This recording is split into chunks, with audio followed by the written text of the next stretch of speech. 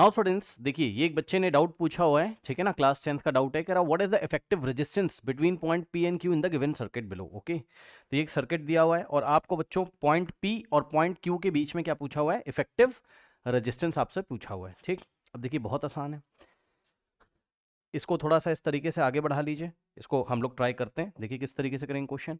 ये point P है, ये ऐसे और ये ऐसे। ठीक, अब आप ये समझो बच्चों, पॉइंट पी एंड क्यू के बीच में इन्होंने पूछा है, तो आप एक काम करो, पॉइंट पी से करंट को सेंड करो। मान लो, आप समझ रहे हो ना कि आप पी और क्यू के बीच में एक इमेजिनरी बैटरी लगाओ, जैसा कि मैंने क्लास में आपको बताया था। ठीक, ये एक ऐसी इमेजिनरी बैटरी या सेल जो भी आपको लगाना हो आप लगा लो ऐसे करके, है ना। तो ये प्लस है और ये माइनस है, तो यहाँ से करंट आएगा इस तरीके से और ये करंट आई है। अब मुझे ये बताइए जरा कि ये आई करंट जब पी पॉइंट से एंटर करेगा तो देखिए इस ब्रांच में करंट जाएगा मान लीजिए I1, ठीक, इस ब्रांच में करंट जाएगा मान लीजिए I2 और इस ब्रांच में करंट जाएगा मान लीजिए I3। अब ध्यान दो, ये वाले 3 ओम में दिख रहा है आपको, ये वाले 3 ओम में कितना जाएगा I1 और यहां से ये घूम के ऐसे इसमें भी कितना जाएगा I1। ठीक बात है, करेक्ट। ये देखिए ये ऐसे I1 जा रहा है करंट इसमें और इस ब्रांच में भी I1। कहने का मतलब है ये वाला 3 ओम और ये वाला 3 ओम ये दोनों सीरीज में होंगे क्योंकि इनमें करंट क्या है, सेम है। ठीक, तो ये वाला भाई इधर देखो ना, ये I1 और ये I1, तो ये वाले में और ये वाले में, इन दोनों में आपका करंट सेम है और करंट सेम है तो दोनों सीरीज में माने जाते हैं, क्लास में सिखाया है, ठीक है ना।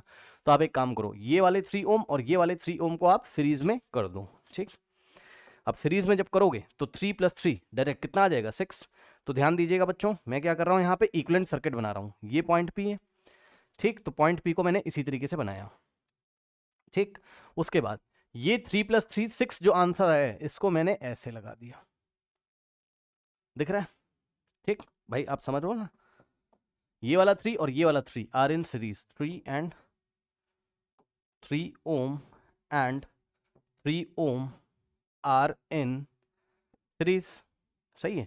और सीरीज में अगर होंगे तो इक्विवेलेंट रेजिस्टेंस कितना आएगा, दोनों ऐड हो जाएंगे, यानी कि 3 + 3 = कितना हो जाएगा 6 ओम। तो बस वही बात है, मैंने ये वाला 3 और ये वाला 3 का इक्विवेलेंट मैंने यहाँ पर आपको दिखा दिया है इस तरीके से 6 ओम। ठीक, अब ध्यान दीजिएगा स्टूडेंट्स, ये वाली ब्रांच इस तरीके से जा रही है और क्यू पे एंड हो रही है। ठीक, और ये वाली ब्रांच में इस तरीके से 3 + 3 6 आ रहा है, तो ये 6 और तो इसका मतलब यहाँ पे एंड होगा, तो ये पॉइंट क्या हो जाएगा, क्यू हो जाएगा।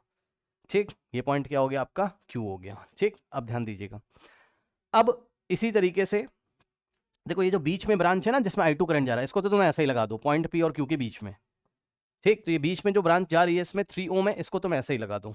ठीक, तो इसको तुमने ऐसे ही लगा दिया, ये देखो ये इस तरीके, इसको तुमने ऐसे ही लगा दिया। ठीक है स्टूडेंट्स, अब ध्यान दीजिए, अब यहां से देखिए ये I3 करंट इसमें जा रहा है, जा रहा है, जा रहा है, जा रहा है और इसमें भी कितना जाएगा I3, क्योंकि करंट के जाने का एक ही रास्ता है भाई, I3 करंट इसमें जा रहा है, जा रहा है, जा रहा है, तो ये वाले 3 ओम में भी I3 जाएगा और ये वाले जंक्शन पे क्या होगा, पीछे से I3 आ रहा है, इधर से I1 आ रहा है और इधर से I2, तो I1 + I2 + I3 वापस मिलके I करंट दे देंगे। मैंने बताया था आपको, बैटरी से जितना करंट निकालोगे, कितना निकाल रहे हो I, तो उतना ही बैटरी में पीछे से एंटर करेगा। ठीक, समझ में आ गई बात। तो ये वाली जो ब्रांच है, ये देखिए ये 3 ओम और ये वाले 3 ओम में भी I3 सेम करंट है, तो ये वाले 3 ओम और ये वाले 3 ओम में सेम करंट है, सेम करंट है, तो दोनों फिर से सीरीज में, जैसा ऊपर हुआ था वैसा ही नीचे हो गया, तो 3 + 3 कितना हो गया 6। ठीक, तो सेम इसी तरीके से, तो हमने क्या किया, P और Q के बीच में ये वाला 3 और ये वाला 3, इसको टोटल करके हमने यहां लिख दिया, ये लीजिए। ठीक, ये ऐसा बना। अब बताओ इसी डायग्राम को क्या मैं ठीक ठीक से बना सकता हूं, मतलब ऐसा जैसा आपने बुक्स वगैरह में पढ़ा हुआ है। देखिए कैसे, ये पॉइंट P है और ये Q है। ठीक, तो ये पॉइंट P है और ये पॉइंट Q है, बीच में क्या जा रहा है, बीच में जा रहा है 3 ओम वाला ब्रांच इस तरीके से।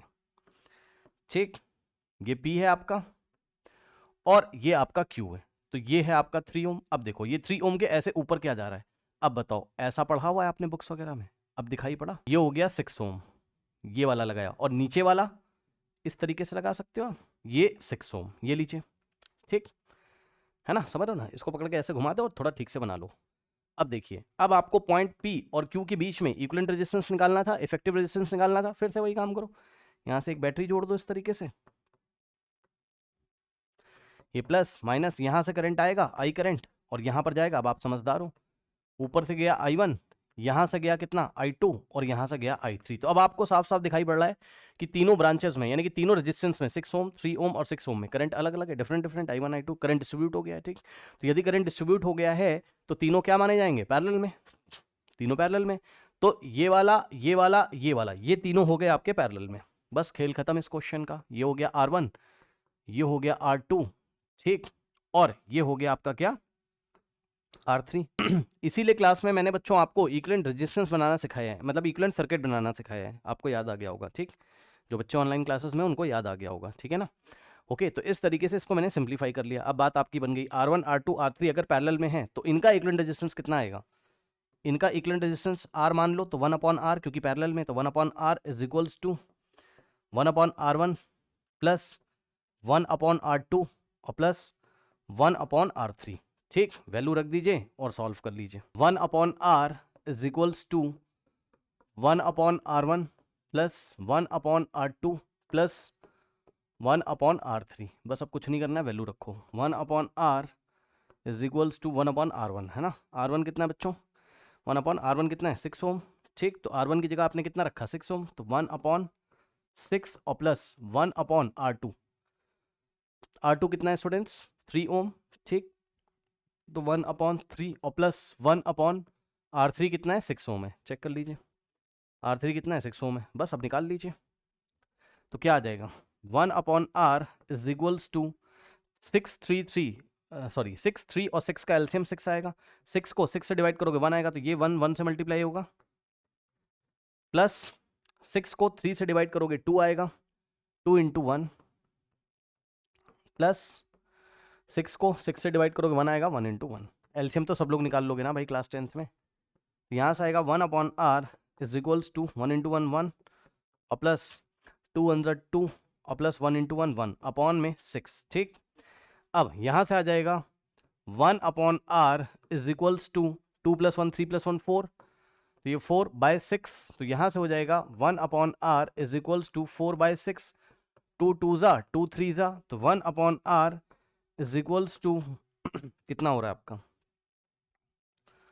2/3। ठीक, अब ध्यान दें, taking reciprocal on both side, इधर भी रेसिप्रोकल इधर भी रेसिप्रोकल, क्योंकि आपको R का वैल्यू निकालना है। R क्या है, R क्या है, पॉइंट P और Q के बीच का इक्विवेलेंट रेजिस्टेंस हमने माना है। ठीक, तो यहाँ से हो जाएगा R/1, इधर भी रेसिप्रोकल तो इधर भी रेसिप्रोकल, 3/2। ठीक, तो R/1 तो R हो जाएगा, और 3/2 कितना आ जाएगा बताओ, 3/2 कितना होता है, 1.5। डिवाइड करके देख लो भाई।